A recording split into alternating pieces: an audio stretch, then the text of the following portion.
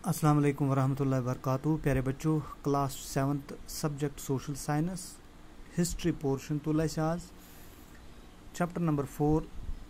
अगर page number तुम पे किताब पे ढूंढो पेज नंबर 45।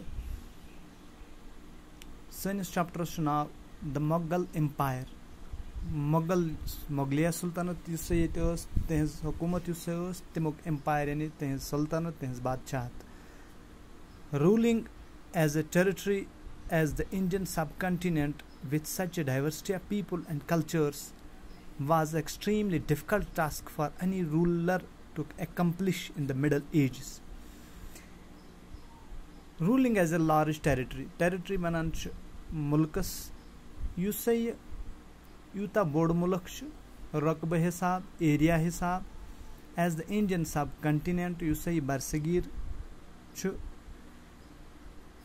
अत बड़ मुश्किल रूल कर पे हुकूमत कर with such A diversity of people क्या डाइवर्सिटी गो यमन मज क्या मुख्तलिफ मिजाजन हंद लूक मुख्तलिफ मजहबन हंद लूक मुख्तलिफ रिवायतन हंद लूक मुख्तलिफ रिवाजन हंद लूक and cultures was extremely difficult task for any ruler. यह बड़ मुश्किल काम कंस ते बादशाह खतर कंस ते हुक्मरानस खतर to accomplish in the Middle Ages। क्या तम सुंद कंस ते खतर मुश्किल सह करे पूर पन हुकूमत। Quite in contrast to the predecessors, the Mughals created an empire and accomplished what had hitherto seemed possible for only short periods of time। यम से मोगल अगर इहुंद मवाजन करो कमन सम इन ब्रोट हुक्मरान आय यमो हुकूमत कर बरसगीरस पे मोगलन यह खसियत कि तमो से कोरुक पन एम्पायर खड़ा पन बादशाहत खड़ा पन हुकूमनी खड़ा and accomplished what had hitherto seemed possible for only short periods of time। तिमन मुमकिन गो पन रूल कर लागू पन हुकूमत कर खड़ा मगर तुंद कम दौर रूद हुकूमत अत मज मनवोक तिमो हम यूँ कहेंगे कि अपना लोहा मनवाया तिमो मनवोक पन लोहा। From the latter half of the 16th century they expanded their kingdom. दपान 16th century हुंद पतिम हिस्स ओस तमो से बढ़ोक पन हुकूमत कत पे from Agra and Delhi until in the 17th century they controlled nearly all of the subcontinent।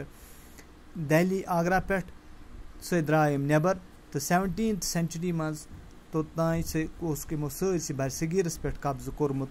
They imposed structures of administration and ideas of governance। इमो से कोरुक न खाली हुकूमत यीज कहीं पन्नो आइडियो सत पन्ने आइडियोलॉजी सत पन्ने रूलो सत बल्कि से करक ये मोनूमेंट्स बिल्डिंग्स ये खड़ा वनकस ये बरसगीरस मज इमो बनामत। तो वुचू तुम गसान एक्सकर्शन ते मुगल गार्डनस तम यमो तैयार कर तुम रेड फोर्ट ताज महल जामिया मस्जिद या यम ते मोनूमेंट्स सारी इमो तैयार कर।